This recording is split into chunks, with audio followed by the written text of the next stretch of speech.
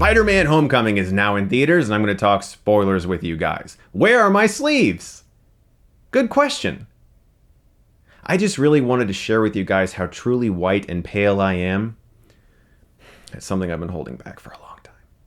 Realistically, I just got a new tattoo yesterday as of filming this. You guys have already seen this one. I showed you this a couple months ago. But I'm going to be continuing my sleeve down my arm, and I got Faye and Spike from Cowboy Bebop. This artist is a fucking genius. I am in love with what she can do, and obviously it's pretty, swollen and disgusting and red right now and will look better when it's done. But sleeves are pretty much out of the question right now because that thing stings like a 10 times sunburn super duper death machine. So no sleeves for a few days. So you're going to get a nice native Ohioan looking person talking to you today. So I liked Spider-Man Homecoming. I thought it was a lot of fun. Easily the best Spider-Man movie in 13 years. It feels like, yay, Spider-Man's back and he's actually good. So all that aside, let's talk spoilers. Obviously, the biggest one was that the Vulture, Michael Keaton, is the dad of the girl that Peter's crushing on. That actually really surprised me and recontextualized the entire film. It was a good idea for the villain as well, because Marvel villains have had a problem lately of just being these evil guys that are in the movies. But this one now has a personal connection, something deeper with Peter, our hero, because he's the dad of the girl that Peter's crushing on. So they have that great scene in the car, and it just added the film a lot more depth than it would have had if he was just some guy who was pissed off because Tony Stark took away some of his money and some of his jobs, which is what the Vulture starts off as. But that gives the film more of an emotional current. And it also added something to the end of the film as well, because Peter decides to save the Vulture because he's the hero that we all deserve. And later, when Scorpion comes up to him in jail, possibly hinting at the Sinister Six, he won't give up Peter's name. So he has sort of a bond in a way, like a weird connection, sort of like a I owe you one type situation with Peter, which I think really adds a lot to the film, and possibly to future films. Let's talk about Scorpion. On the ferry sequence, the first time I noticed that this guy was probably going to be Scorpion was one of the goons had a scorpion tattoo on his neck, and I was like, to my wife, I was like, he's got a scorpion tattoo. I think that's supposed to be Scorpion. And sure enough, later you see him in the jail, and he has sort of like some scarring here and a scorpion tattoo. I don't know. I hope that they don't just have him be some goon with a scorpion tattoo. I hope that they go the route that the comics went and actually give him some form of abilities. Another villain that I honestly did not know was in this movie because I watched one trailer for Spider-Man Homecoming and then I stayed away from all other promotional material. I had no idea that Shocker was going to be in this. Or sort of Shocker. There's a guy who's Shocker, and then he's wiped out, and another guy replaces him as Shocker. So we have two Shockers, and it's really just a guy who has like this gauntlet that electrocutes people if you get punched with it. I don't know. I was disappointed with Shocker in this movie, and I didn't mention him in my spoiler-free review because I didn't know he was in the movie, and I didn't want to ruin it for anybody else. I don't know. He was just like a guy with a electrified gauntlet. It was very... His inclusion kind of reminded me of the Rhino in Amazing Spider-Man 2. Not the over-the-top insane performance, just the treatment of the character.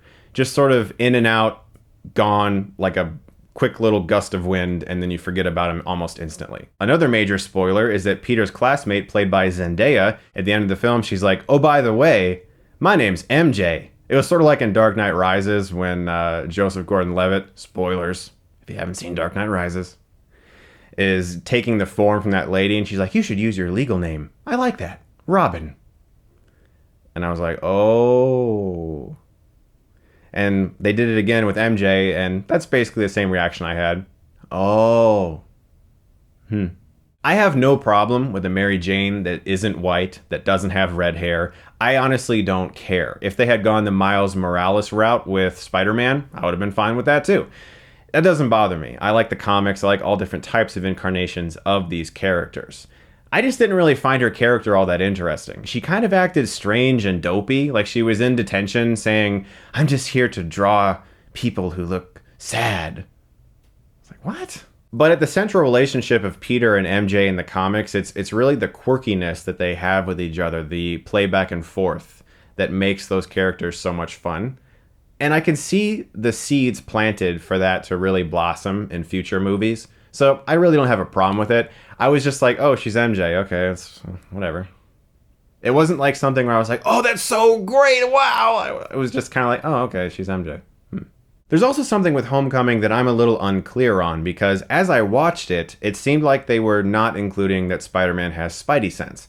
There's never a moment where he seems to notice something instinctually and avoid it. In fact, there's a lot of times where things sneak up on him. The Vulture sneaks up behind him many times. Ned, in his room, finds out that he's Spider-Man, and he didn't even know that he was there. And so I was like, okay, they're just not including the Spidey sense. All right, I mean, I wish they had included it. The suit basically tells him everything, and I didn't like that. I thought that was like, okay, he's just using a suit. He's not Iron Man, he's Spider-Man. So I really loved how he had to give this suit up and then become a hero without it. I thought that was fantastic. This is why I'm confused, though. Kevin Feige has since come out and said, yes, he absolutely does have spider sense. We just didn't utilize it from a over-the-top theatrical perspective like the past films. We never show like him going like this and you hear a noise like in Raimi's. He just has it, apparently. Ooh, my spider sense is tingling. If you know what I'm talking about. I don't know about that comment, actually. Part of that comment seems sneakily like he's trying to cover for the fact that they didn't include Spidey sense. Because there's so many moments in this movie where he should have noticed things and he didn't. And I'm like, okay, if you didn't include it, just own up to it and be like, we're not doing the Spidey sense thing. But if you are including it, maybe don't have Vulture sneak up behind Spider-Man and have him not notice, because that's just not how it works. What this movie did so well is capture that high school movie feel, very much so like Ferris Bueller's Day Off. There's even a scene where you can see Ferris playing on a TV in the background at some party. It's very much so a recreation of that John Hughes type feel, except Peter Parker and Spider-Man and their superpowers and supervillains. And I thought that worked really well. The MCU stuff sometimes felt like an added addition. Pepper Potts shows up, so I guess Gwyneth Paltrow is still involved with these movies. And I like the stuff with Happy, though, because Jon Favreau, I love that guy. I love him as a filmmaker. I love him as an actor. And I liked all the stuff with him. I especially loved the opening short film that Peter was making. I thought that was really clever. There's a lot of great ideas in this movie, and despite the fact that I still like Spider-Man 1 and Spider-Man 2 more, it's easily the best since then. I think this movie is setting up really great potential future Spider-Man movies. And that's a problem with MCU movies, because some really stand alone really well, and some feel like setup movies. No, this is nowhere near as bad as like The Amazing Spider-Man 2, where every 2 seconds there's a reference to another sequel. I really like what they did with the character. I thought Tom Holland was brilliant. I really like Michael Keaton as well. This is actually a pretty entertaining villain, and as I said, they gave him a personal connection this time around with the hero. He wasn't just like some evil guy who's doing evil stuff. I think they really got a lot of it right. So for future Spider-Man movies, what I would really like to see is obviously a great incarnation of Venom on screen, as well as Carnage. People always forget about Carnage. No one talks about Carnage. Carnage is so effing cool. But if they decide to go the Kraven route, which I would love because they have never done Kraven, I really hope the filmmakers read Kraven's Last Hunt. This is probably my favorite Spidey graphic novel. It's excellent. If you've never read it, please pick it up. It's so good. And if you decide to do Kraven, filmmakers out there, please check out that graphic novel. They really nailed the portrayal of the character. So yeah, I'm super curious to know what you guys all thought of Spider-Man Homecoming. I think it's a really fun Spider-Man movie. Not without flaws, but a really good one, and it's really nice to finally say that. Also, I hope you checked out my first episode of Infinite Lives. It's a new show I'm doing. A couple times a month, a friend and I will get together and we'll play a bunch of games in a certain franchise leading up to a movie and just have fun. There's no real structure to it. It's just meant to have like a laid back segment that I can do with some friends and have a good time with you guys. And also, I've gotten a lot more requests to do more game content, and so I'm trying to do that for you guys as well. I did Spider-Man games with my good buddy, and I hope you guys check that out. And I just want to say thank you so much to Collective Tattoos. They're in Stowe, Ohio. This is not a paid sponsorship. In fact, they even were like, you don't have to do this. I'm like, you guys are amazing. B. Hendricks. If you guys want a tattoo, B. Hendricks, Collective Tattoos. She's a genius. She did both of mine. She did my Signs Crop Circle and my Faye and Spike. She owns tattoos. She is so good. Definitely check her out if you guys want some new ink. Guys, thank you so much as always for watching, and if you like this, you can click right here and get Stuckmanized.